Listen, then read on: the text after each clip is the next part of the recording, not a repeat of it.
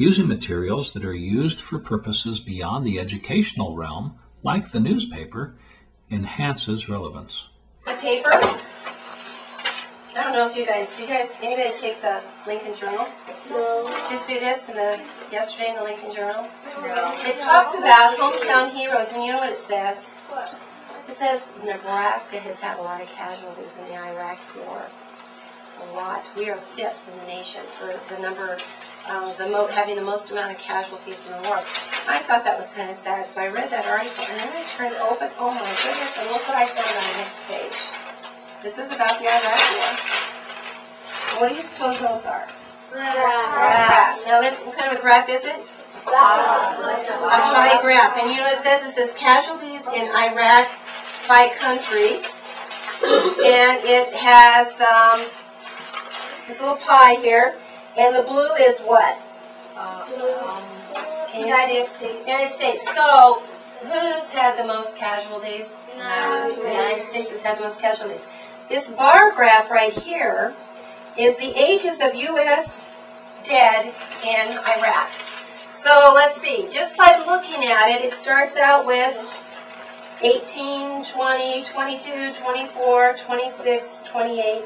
Those are the ages. So how old are the people that are dying in Iraq, Sean? The biggest amount, the largest amount is what? 22. 22. Wow.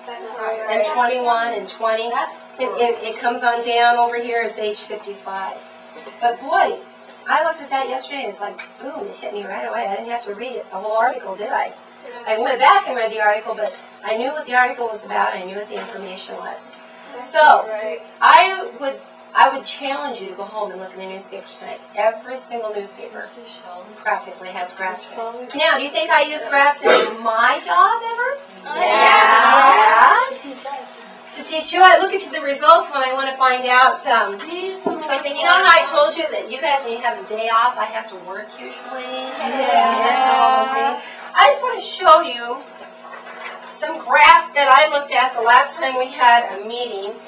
They were showing us that, well, they were telling us that we needed to have school be a safe place for kids to be. And so they took a survey of, and this happened last year to you guys. You guys took this survey last year about if you feel safe at school. By looking at that, what does that tell the teachers at our school? Where is the safest place for you to be? Believe it or not, Kaylin. Lunchroom. Yeah, surprised us. We were shocked. We didn't think the lunchroom always seems real safe. But that's what we decided. We don't have to worry about the lunchroom. Where do you think we need to focus our attention as a staff? Where do you think the teachers decide they need to focus their attention? Brandon? Bus. The bus stop. Raise your hand if you agree that the bus stop might not be the best. Yeah. Well, we're going to work on that. Let's see. We surveyed the kids. Now, do you think we surveyed every child? No. Actually, this time we did. We surveyed all the kids because each teacher did it. So it wasn't too hard because each teacher did it. Okay? Now, we've talked about how parents, or how this parent uses graphs in my job, and you're right. Brandon, you mentioned that you could use graphs if you were in a bank or wherever you're at. And so you go home and ask your parents, and I bet you'll find out they use graphs too.